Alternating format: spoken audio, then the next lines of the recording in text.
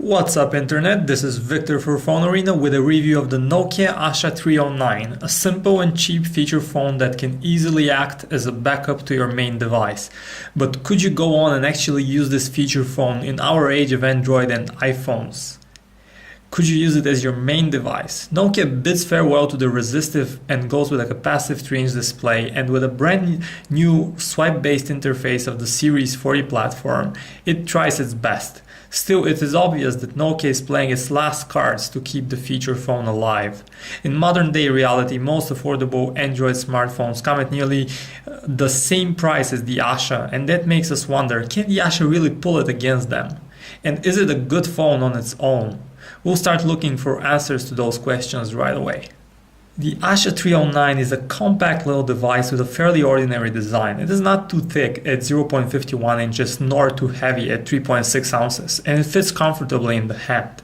It's plastic all over with a glossy removable back cover, described best by its slightly curvy shape and the two bulging out physical buttons on the front. It also comes with silver plating on the front edges. Conveniently housed on the right side are the clicky and easy to press volume rocker and lock key. Across on the left there is a micro SD card slot. The Asha 309 brings a 3-inch capacitive LCD multi-touch display with a resolution of 240 by 400 pixels, which makes navigating the phone easier than it was on previous Asha devices with resistive displays. Everything requires less effort. The resolution is fairly low with pixel density of around 155 ppi, and the screen reproduces only 65,000 colors. Viewing angles are fairly tight. Colors start fading out at even the slightest angle, and the same happens when you use the phone in direct sunlight. The device also lacks an ambient light sensor, and that means there is no automatic screen brightness adjustment, which is a downer. Being a feature phone, the Nokia Asha 311 is based on the Series 40 platform that recently got a refresh with swipe actions inspired by Migo, an Android-like notification shade, and icon notifications similar to the ones in iOS. It's a welcome improvement that you'd appreciate from the get-go. Your missed messages and calls are visible straight from the lock screen, and you can swipe them to go to the application that issued them. You unlock the phone by swiping to either side. Then you arrive at a 3-panel home screen. One of the panels is an app drawer, then there is a panel that you can customize with shortcuts, and finally a dedicated panel for the dialer or music or radio. All throughout the interface you can swipe from top to bring the notification shade. There you can also find toggles for connectivity and quick access to your calls, messages and music. The Asha 309 comes with 128 megabytes of internal storage, but you can expand that with micro SD cards of up to 32 gigs. With the 3-inch capacitive screen and Wi-Fi connectivity, the Asha 309 has what it takes to connect to the internet. With Nokia Browser 2.0, you can browse around simpler pages easily. You zoom in with a single tap on the screen and double tapping zooms back out. We manage opening even moderately heavy websites like ours, and that's a plus. Cellular connectivity is limited to 2G GPRS Edge though. The Asha 309 has no GPS chip, but it does include Nokia's Maps for Series 40 for your navigation and mapping needs, and having no GPS means that it uses information from your Wi-Fi network to determine your position, and while not as accurate as GPS, it does work when you need it. The Asha 309 comes with a very basic 2 megapixel fixed focus camera with no flash. It captures horrific photos. Colors are toned much warmer than they are in real life, and with a yellowish tint and a sore lack of details. They often turned out blurry too, and overall are a huge disappointment, even for the cheap price point. Video is of the abysmal QCIF resolution at 13 frames per second. You should only use it in life or death situations, and if it depended on the video, it'd be death, not life.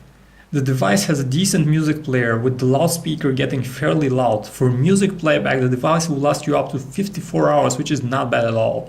Playing back video on the tiny screen works only with low-res clips, and the video player lacks the option to fast forward or go back in videos, which makes it a pretty basic choice. The Asha 309 is a feature phone, which puts it an even bigger focus on call quality. When listening to our callers on the earpiece, we're pleasantly surprised by clean and natural sounding voices. But on the other end of the line, it is a slightly different story. The microphone on the device obviously lacks in quality, and our callers heard our voice muffled and a bit dull. Side noise, however, was nicely filtered out. A 1110 mAh battery would look like a joke inside a smartphone, but in the case of the Asha 309, it lasts a fairly long time. We could easily squeeze around 2 to 3 days out of it, more than smartphones, and that's a plus. Talk time on 2G networks is 17 hours. You can charge the phone via both micro USB and Nokia's proprietary 2mm connector. We do understand why Nokia is releasing the Asha 309 in this day and age. Windows Phone cannot match the low prices of the cheapest Androids, and Nokia is trying to hit price points just below the most affordable Droids. It is clear that a feature phone in today's market will have a single argument to make to its buyers: price. Selling for around $105 and $110, it is almost as affordable as the bottom low of the Android niche. The 2.8-inch Samsung Galaxy Pocket is sold for around $115, but it offers a full smartphone experience. And if you really want a similar 3-inch display, the Android running Galaxy Y is sold for slightly less, and the LG Optimus L3 is another alternative. The sad reality remains that there is a world of a difference between smartphones and feature phones, and only a tiny price gap. With Java frustration instead of real apps, dead ends instead of sharing options, Series 40, even with its new interface and on a capacitive display, just looks terribly dated. Thank you for watching this review, and you can check out phonearena.com for a more detailed look at the Asha 309. Thank you.